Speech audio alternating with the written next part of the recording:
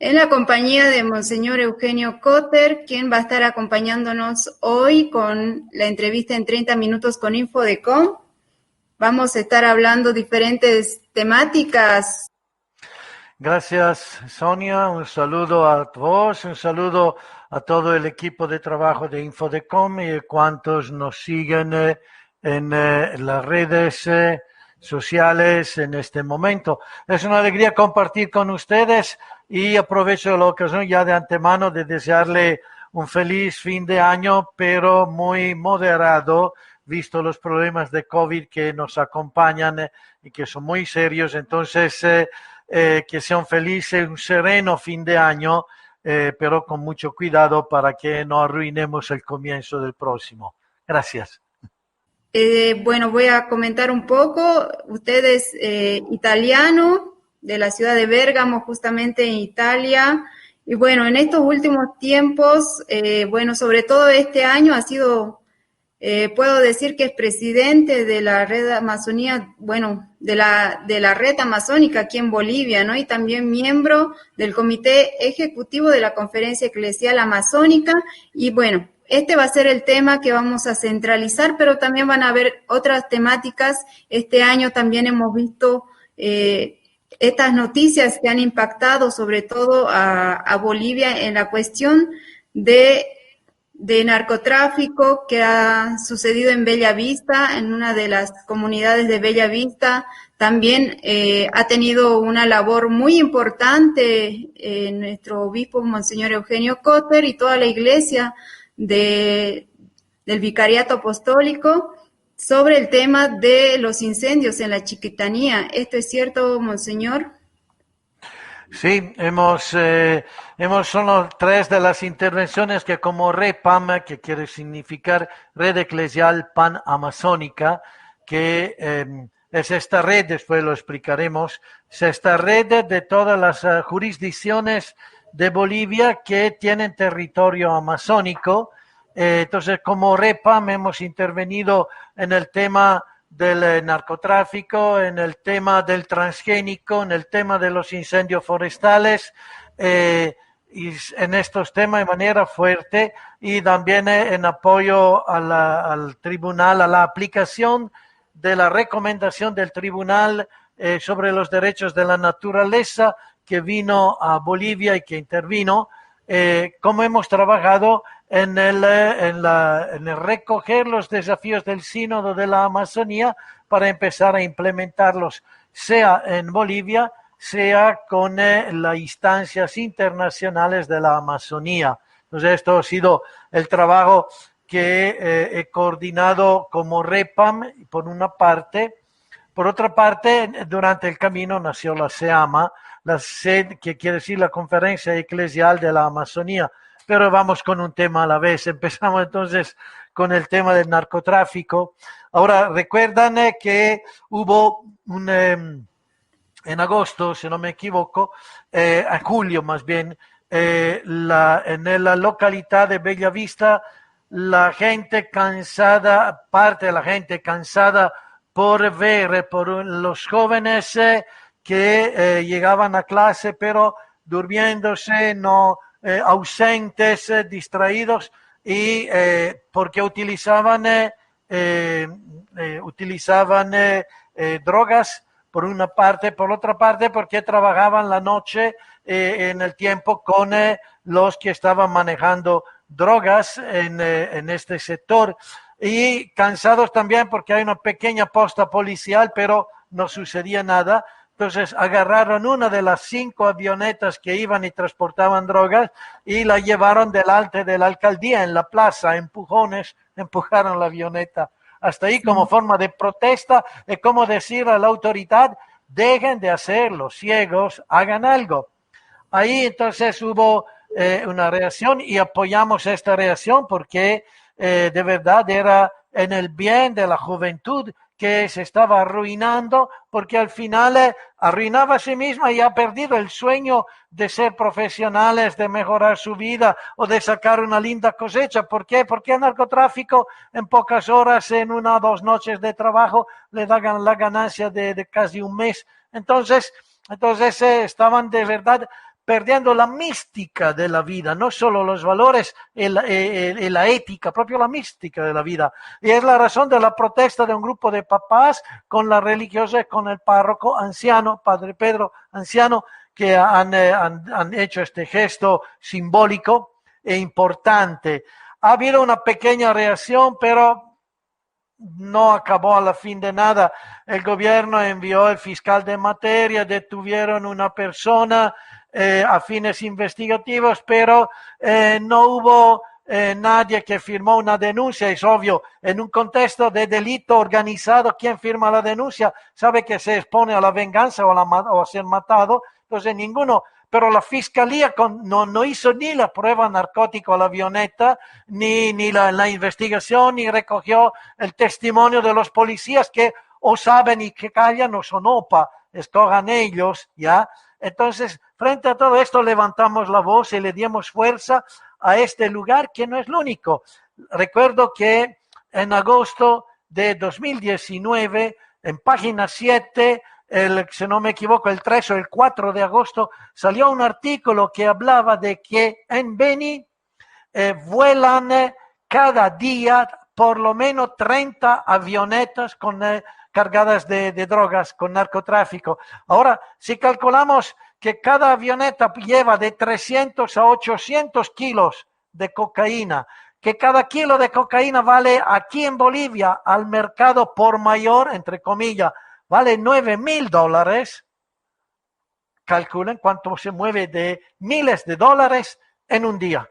Y 30 avionetas que se mueven en un día en el cielo de Beni, yo creo que hay distintos niveles donde se enfrenta el problema. A nivel público es la capacidad de denuncia y la presión. Hay un detalle. La fiscalía frente a este tipo de delito no necesita que nadie firme una denuncia. El fiscal tiene la obligación de investigar y recoger las pruebas y proceder, porque es un delito contra la sociedad y contra las personas. Y la fiscalía está, por constitución, está puesta para esto. Y es su tarea proceder sin que ninguna persona concreta firme una denuncia.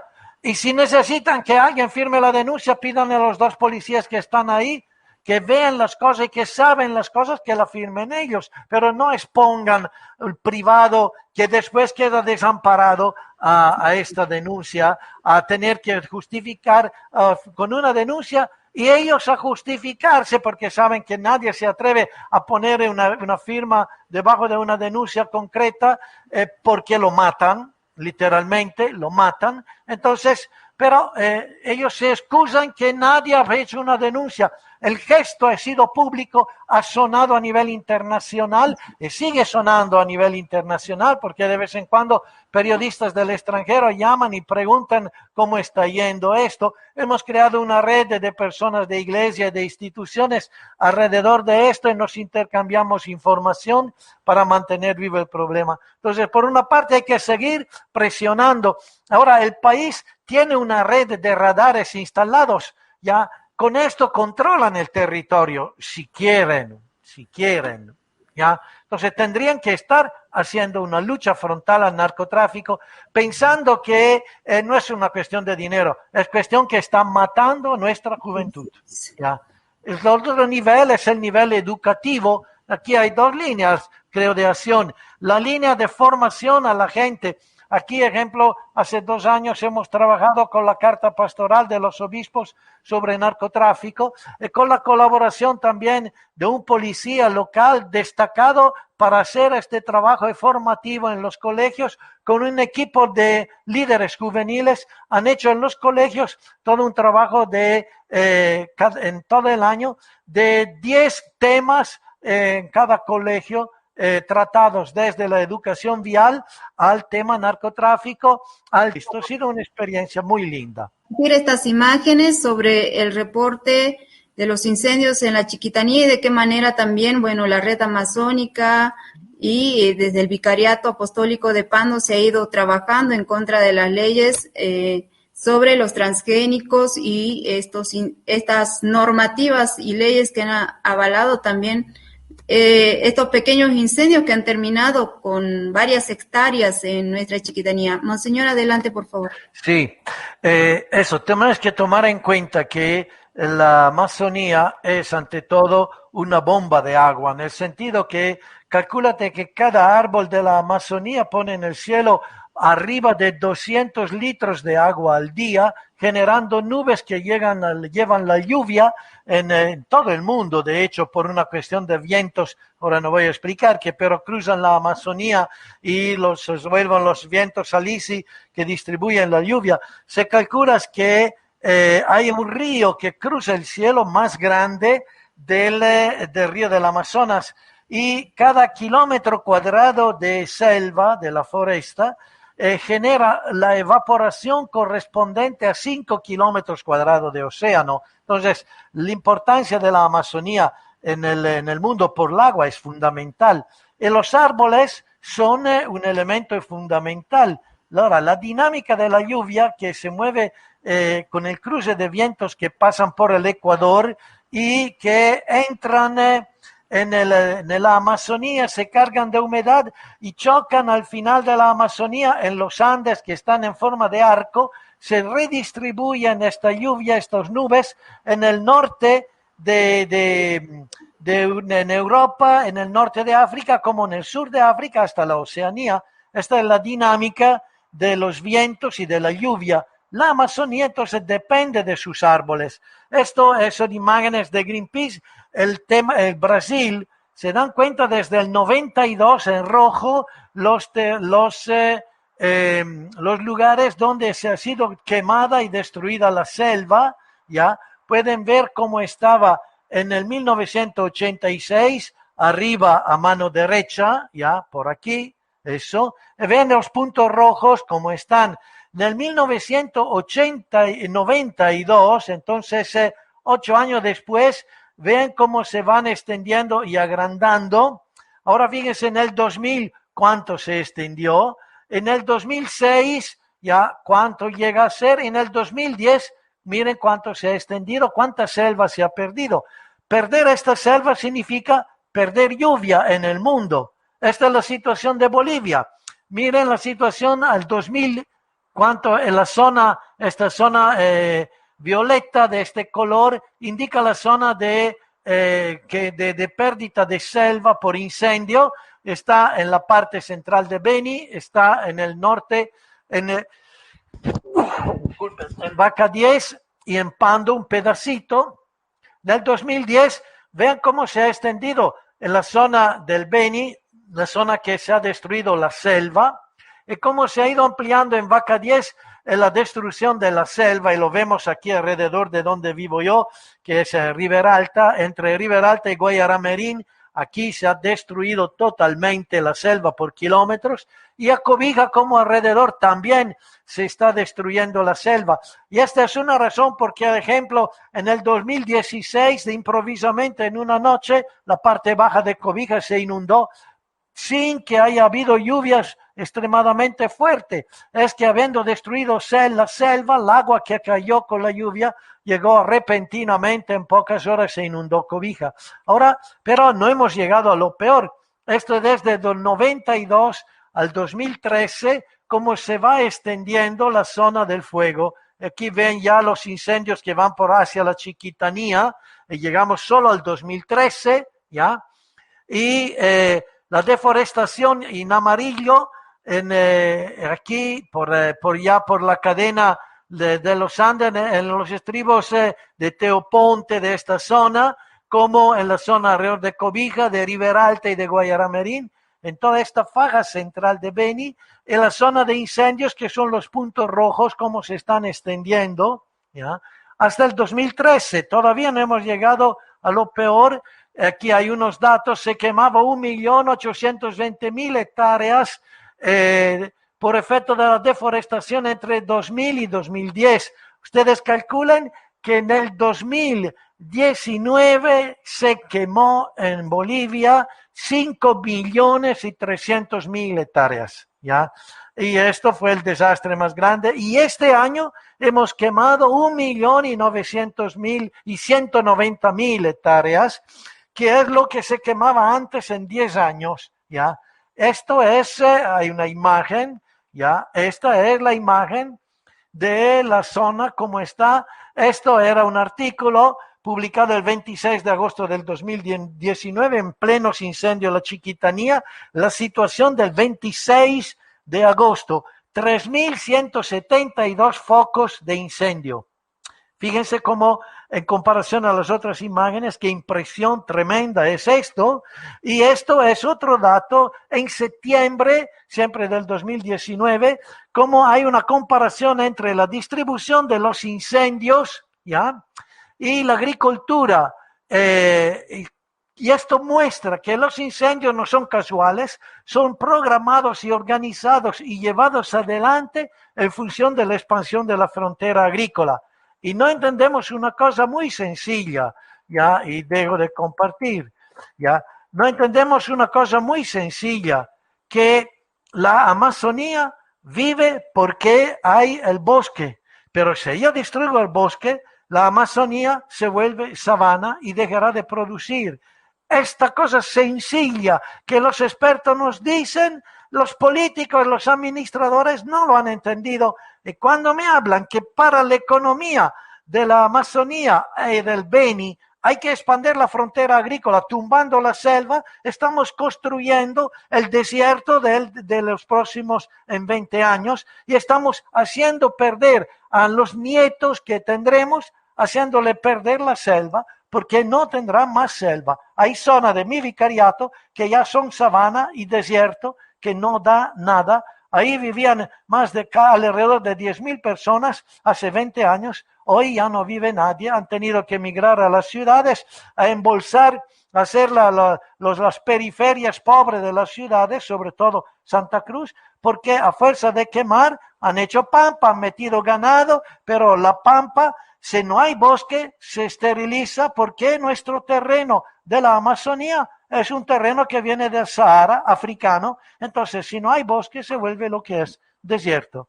Esto los políticos no lo han entendido y lamentablemente seguimos de este paso, siguiendo avanzando con una frontera agrícola que dejará la destrucción. Lamentablemente nos daremos cuenta en los próximos 30 años, pero ¿cuándo habremos generado una Amazonía de pobreza? El trabajo continuo de la agricultura está deforestando muchos lugares, no solamente la Amazonía, que es rico en cuestiones naturales y sobre todo por todo lo que contiene la Amazonía, ¿no? En cuestión de flora y de fauna. Pero también vemos que ya en muchos lugares que han explotado la tierra, sobreexplotado la tierra, se está generando esto. Y creo que es un claro ejemplo de lo que nos va a tocar vivir en estos lugares amazónicos, donde hay mayor flora, mayor fauna y sobre todo sufrir estas pérdidas que hacen al equilibrio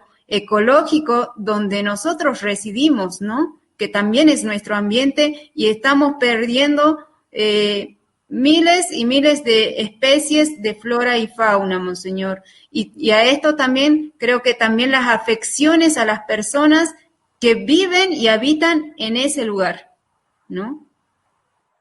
Exactamente, es lo que está sucediendo y no hemos pasado a la visión de una Amazonía de aprovechar positivamente con el árbol de pie. Hay una propuesta interesante que alguien de los partidos está manejando, crear a nivel de gobierno central un ministerio de la Amazonía, que haría falta que se cree de verdad por la característica que tiene la Amazonía y por la necesidad de una integración entre infraestructura y selva y zona de cultivo y de economía y de energía. Entonces, la Amazonía hay que pensarla en conjunto, porque es un conjunto entreligado, entrelazado todo. Entonces, habría que pensar políticamente un ministerio de la Amazonía y los mismos administradores de los departamentos tendrían que pensar a una coordinación descentrada de sus políticas y de sus intervenciones amazónicas, porque son entrelazadas. Como iglesia lo hemos hecho, por eso ha nacido en el 2015, ha nacido en el 2014 a nivel internacional la REPAM, la Red Eclesial Panamazónica, que comprende los 9 países que tienen territorio amazónico. En el 2015 lo hemos creado aquí en Bolivia como iglesia, porque también como iglesia hemos visto que es necesario coordinarnos en una acción conjunta respecto a la vida de la Amazonía, porque esto implica también una pastoral específica. Y como lo hemos hecho como iglesia, he visto una propuesta de un partido que hablaba de la creación de un ministerio de la Amazonía a nivel del gobierno nacional, y hay que pensar en una coordinación amazónica de los departamentos del país que tienen territorio amazónico, y es necesario que coordinen la actividad también a nivel administrativo si queremos pensar en función de la realidad que estamos viviendo. Por otra parte, Monseñor, también, bueno, creo es evidente la necesidad de resguardar los pueblos indígenas, ¿no? Tenemos un Estado denominado plurinacional, pluricultural, y realmente acechar estos bosques, matar esto, es ir en contra de nuestra propia Constitución y sobre todo de los mismos bolivianos que habitan estos lugares, que también tienen los mismos derechos de los que están en la ciudad, ¿no? Y creo que son a los que más se tendría que resguardar bajo la Constitución, bajo el tema de la justicia de un Estado plurinacional y pluricultural. Plurinacional y pluricultural, pero en la realidad, porque el papel lo aguanta todo. Después, en la realidad, el plurinacional y pluricultural es para los interculturales, que son en realidad colonos que bajan de los Andes para venir a colonizar la selva, porque no han cambiado la mentalidad. Con el 21060 han entrado con mentalidad colonial a la selva y al Chapare en manera especial, lo han cambiado de rostro totalmente, al punto que ya no hay selva casi, pero están entrando a la Amazonía con la mentalidad colonial. Saca todo lo que puedas, aprovecha todo lo que pueda, no importa si destruyes, al límite después te vas. Los que han vivido aquí, los que han nacido aquí y han vivido de la selva, entonces entienden que necesitan cuidarla si no se destruye. Están pidiendo que los que llegan, los interculturales o neocolonos, ¿ya?, tienen que aprender a respetar la selva. Y esto es un desafío grande, porque entran con otra mentalidad, y es la mentalidad de los Andes, que no ha nada que ver con la selva, ya, al punto que normalmente encontramos una actividad que es destructiva, aprovechadora en corto plazo y destructiva a mediano plazo de la selva.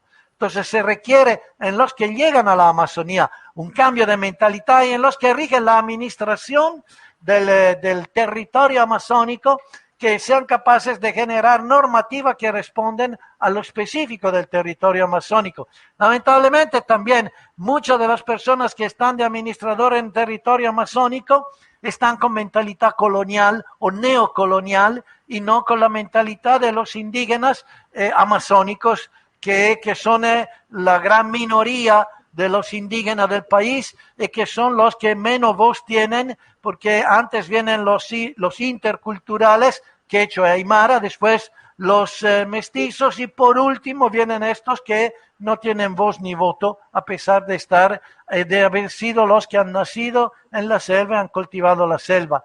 No quiero generar una contraposición étnica, pero quiero que los colonos que llegan, entiendo los que bajan de los Andes y de los valles para venir a la selva, aprendan de los que han vivido de la selva por siglos cómo mantener viva la selva. La selva también es nuestra pertenencia, ¿no?, de todos los bolivianos, y por lo tanto creo que es nuestro deber cuidarlo y protegerlo y mantenerlo, ¿no?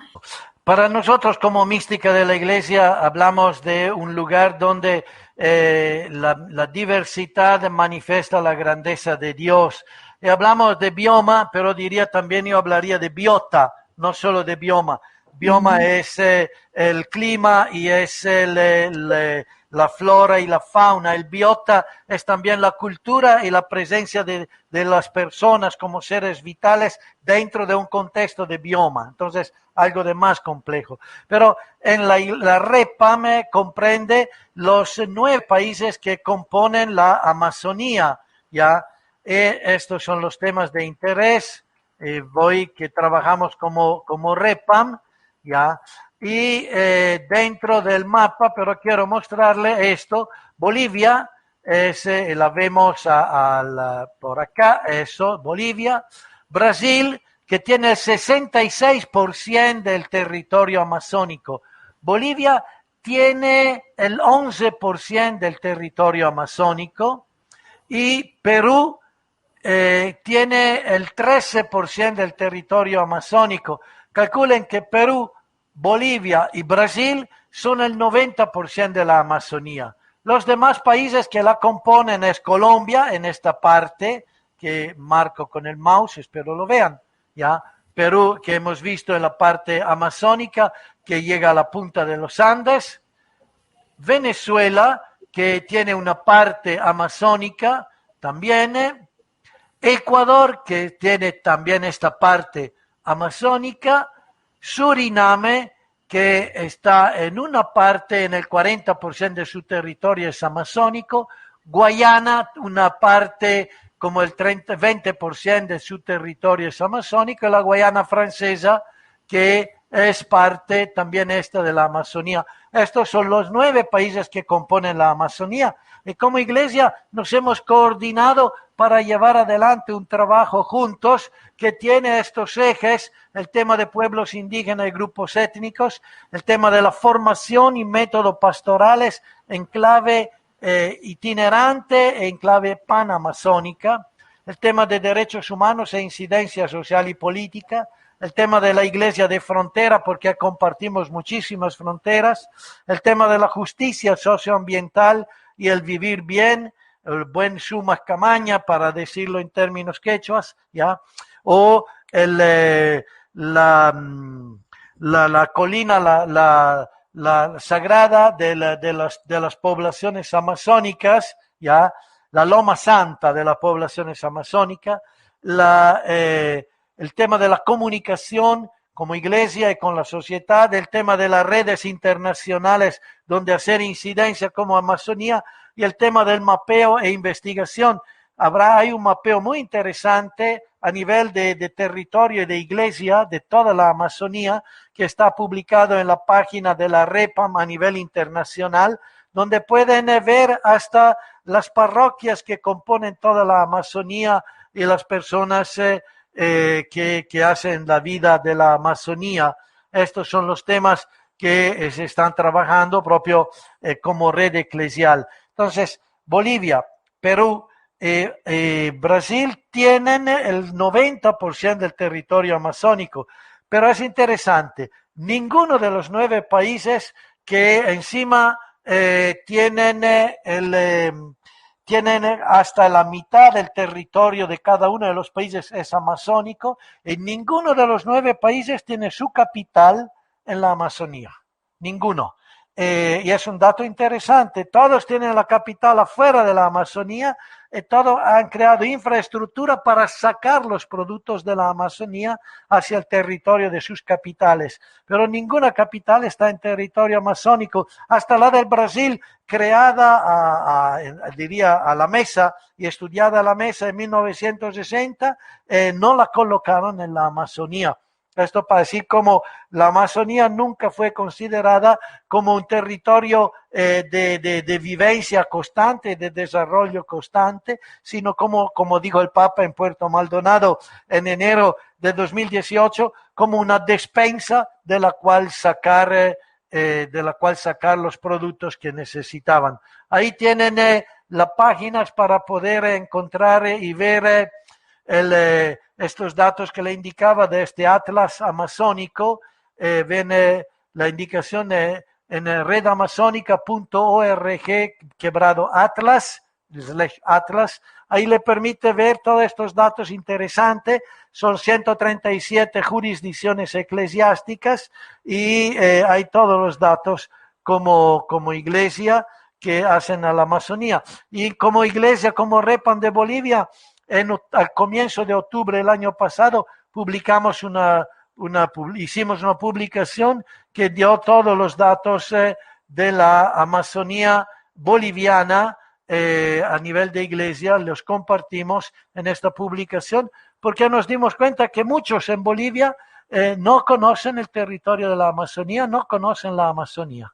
Por último, sería, Monseñor, los desafíos que nos esperan, ¿no? Trabajar en este contexto de pandemia y de acecho de incendios, de narcotráfico. Creo que son varias detonantes que desfavorecen estas zonas, ¿no? Que hay que decirlo tal cual como es y que realmente no están beneficiando a las personas que viven ahí, sino que a los que están alrededor, y seguimos hablando de descolonizar, pero bueno, entre nosotros nos estamos sometiendo y nos estamos colonizando, y eso es lo más terrible, ¿no?